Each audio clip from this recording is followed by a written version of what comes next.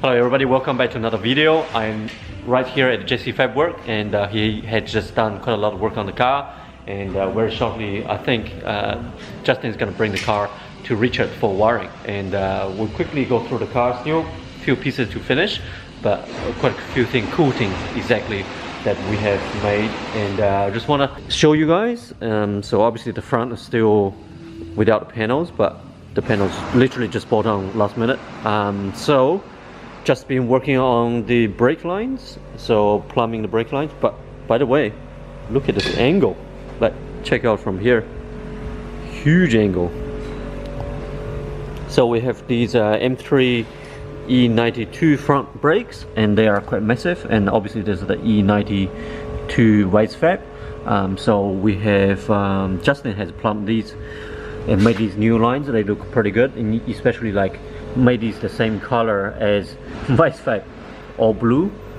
So the fittings, a new fitting right there, super nice. So come from the inside, he has bent some lines, and there is a fitting, and there's a P-clamp, a real nice P-clamp, and really it just comes through quite nicely. And he have a T over here, and he'd be able to make some more lines, hook it up. So the other side has a hose over there as well. Yeah, how did you find the brake lines?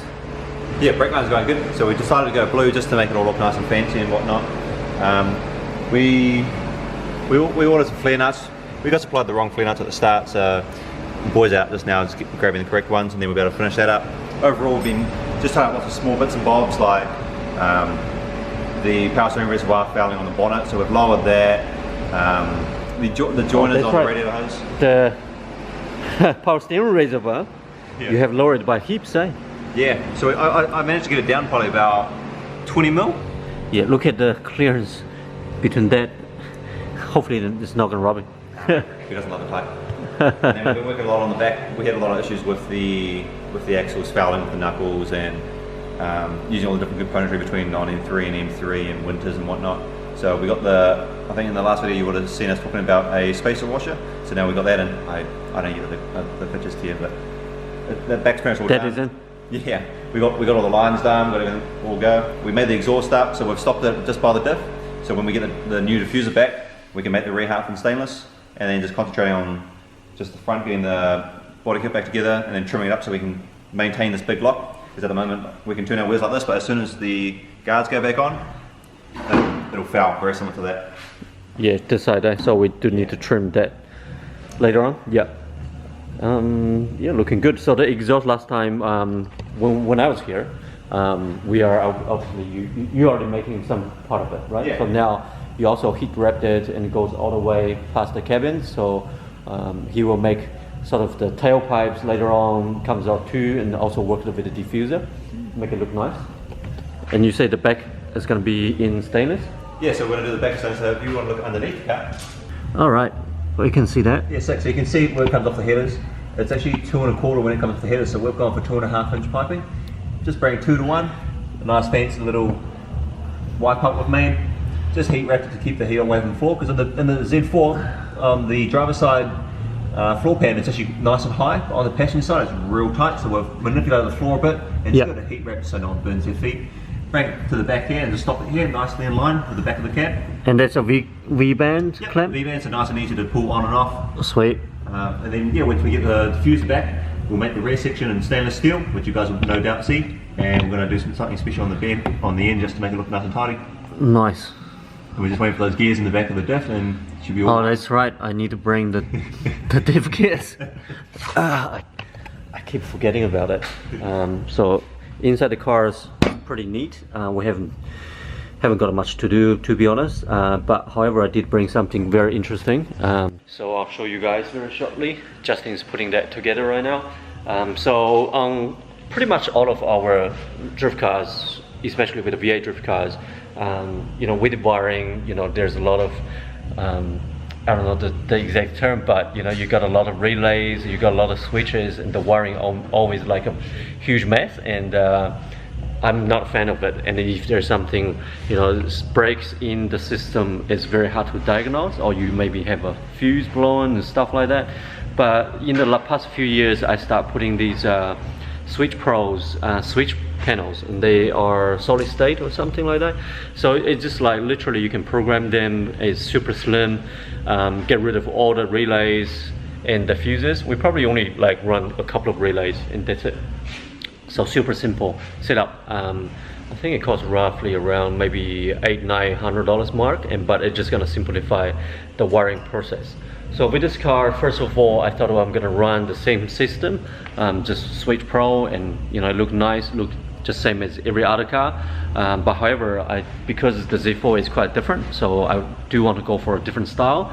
So I come across this switch panel quite a long time ago. I bought this last year.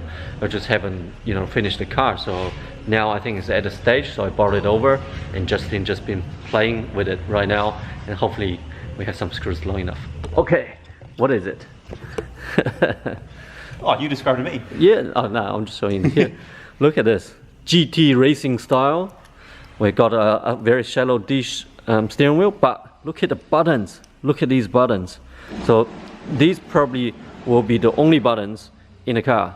So we don't need any switch panels, and we just use these buttons, and we can control startups. We can control I don't know, like fan overrides. Usually we just go ignition, start, wipers.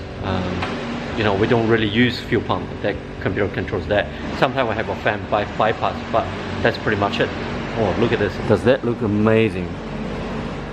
It's a race car. Look at the back. So this is OMP sort of like semi deep dish wheels, and these are called from Summit Technologies, and this is called Raptor switch or something like that. And the beauty of them, these are wireless, and you know, that's what is crazy about it. It's wireless. So by putting them onto the steering wheel, you actually don't have to run a heaps wiring and go where it has to go, but it's just gonna super neat. So we're not gonna have any switchboard in the center console. We're just gonna actually just have the switches on the steering wheel, and they are wireless, and they will be all connected, programmed, and they'll be ready to go. Super neat. And that everything bolts on to the quick release and to the our steering rack, so everything fits in just perfectly. That looks mean. Yeah, look this angle. We've got the steering wheel, and we have got the switches on the steering wheel, and then we have this AIM colors like display. It's super nice.